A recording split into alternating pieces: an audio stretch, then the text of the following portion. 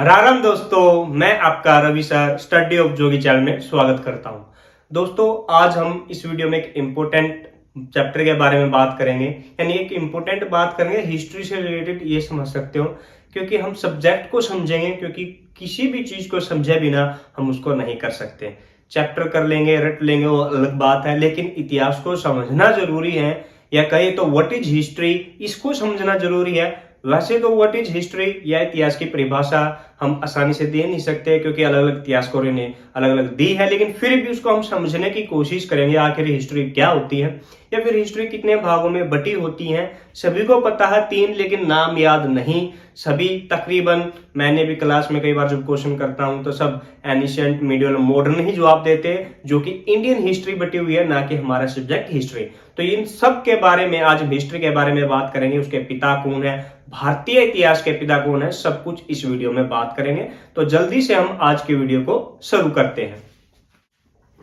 तो सबसे पहले दोस्तों हम इतिहास के बारे में बात करते हैं। इतिहास शब्द ही, जो इतिहास शब्द है दोस्तों, वो हिस्टोरिया से बना है, और जो हिस्टोरिया शब्द है ये यूनानी भाषा का शब्द है। हिस्टोरिया किस भाषा का है, याद रखना, यूनानी भाषा का शब्द है। अब इसका मतलब क्या होता है, जो हिस्टोरिया है इसका मतलब होता है अन्वेषणों से प्राप्त ज्ञान। किससे प्राप्त ज्ञान? अन्वेषणों से। अब अन्वेषण यानी कि छानबीन करके, अन्वेषण क्या? छानबीन करके जो ज्ञान प्राप्त किया जाए उसको यूनानी में हिस्टोरिया कहते हैं, इंग्लिश में हिस्ट्री और हिंदी में इतिहास कहते हैं। ये इतिहास का मतलब हो गया। छानबीन करके जो हम ज्ञान प्राप्त करते हैं उसको इतिहास कहते हैं। अब बात करते हैं what is history. What is history की परिभाषा मैंने अभी बताई है, कोई आसान काम नहीं है, हम परिभाषा नहीं दे सकते क्योंकि अलग अलग इतिहास में। फिर भी हमें समझना है अगर व्हाट इज हिस्ट्री को, तो इसके लिए हमें एक नाम याद रखना है, वो है E.H. कार। ये ब्रिटेन के इतिहासकार है, ये भी याद रखना कहाँ के हैं। और फुल फॉर्म की बात कर लें तो ई से एडवर्ड है और H से हैलेट है, और लास्ट में कार। एडवर्ड हैलेट कार या फिर E.H. कार, जो ब्रिटेन के इतिहासकार हैं, उन्होंने बुक लिखी, कौन सी?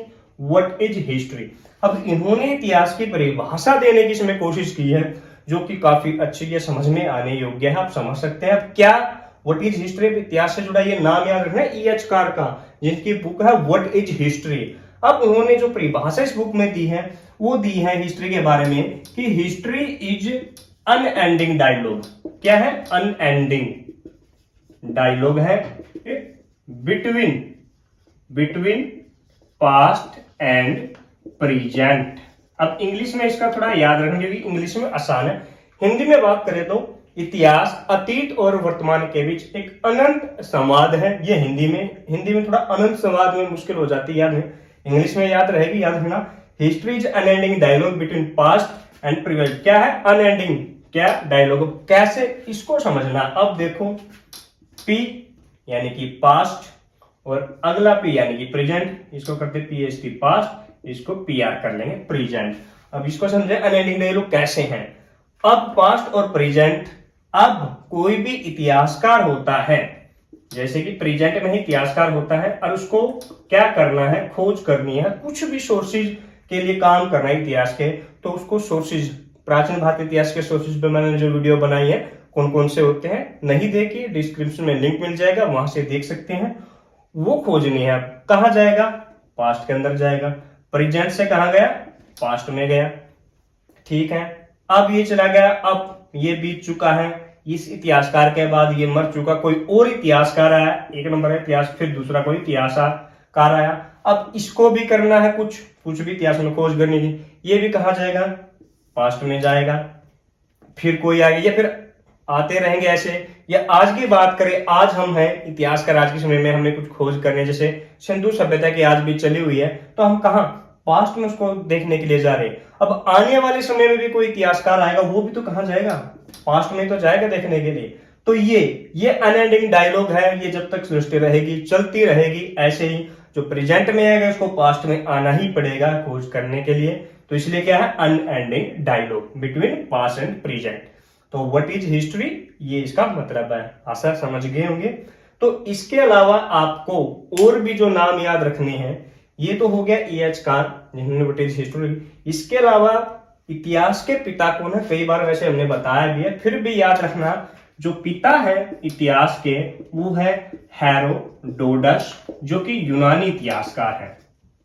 हेरोडोटस या टस कैसे भी बोल सकते हो, ये है। और इनकी एक बुक है हिस्टोरिका। अब क्वेश्चन मन में ये आता है कि इन्हें भारतीय इतिहास इन्हें इतिहास का पिता क्यों कहा जाता है। इतिहास का पिता रीजन सिर्फ एक है, हेरोडोटस है, जो उसने हिस्टोरिका जो बुक है इसमें जो ये शब्द है इतिहास यानी कि हिस्ट्री, इस शब्द का सबसे पहले प्रयोग किया था अपनी बुक में, जिस वजह से हेरोडोटस जो कि यूनानी इतिहासकार है उसको इतिहास का पिता कहा जाता है।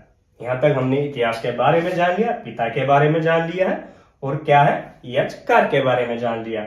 अब बात करते हैं जो इतिहास है हमारा वो कितने भागों में बटा है, तो उसके बारे में बात करते हैं।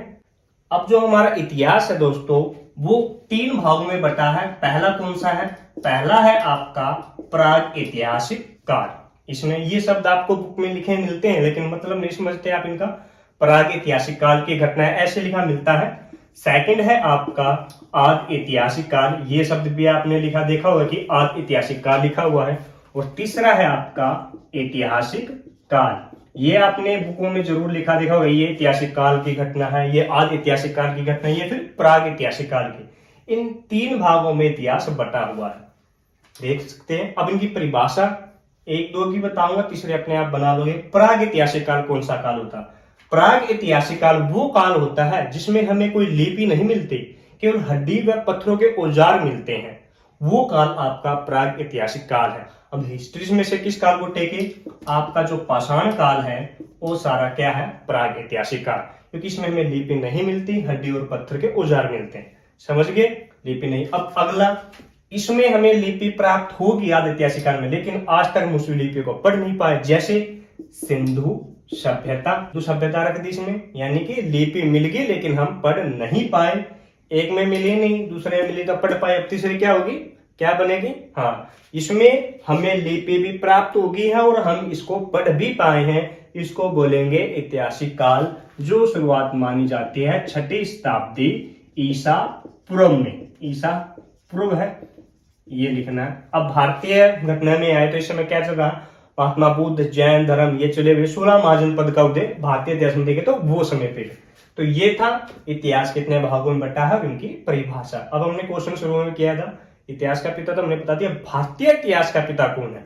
भारतीय जो इतिहास है ना उसके पिता जो माने जाते हैं वो माने जाते हैं आपके मैग्स्थनीज। अब मैग्स्थनीज कईयों को याद होगा कौन थे मैग्स्थनीज। मैग्स्थनीज जो है चंद्रगुप्त मौर्य के दरबार में आए थे, ईसापुर में ही आए हैं चंद्रगुप्त मौर्य के दरबार में, और इन्होंने जो बुक लिखी है उनकी बुक का नाम है इंडिका। अब मैग्स्थनीज को भारतीय इतिहास का पिता, सॉरी यहाँ इतिहास लिखना भूल गए, भारतीय इतिहास का पिता मैग्स्थनीज है, उनकी बुक है इंडिका। तो ये हिस्ट्री से रिलेटेड जानकारी, यानी कि सब्जेक्ट को पढ़ने से पहले उसको समझना जो जरूरी है वो सारी जानकारी, कितने भागों में बटी है, पिता कौन है, व्हाट इज हिस्ट्री, हमने समझना, ये सब जानकारी है।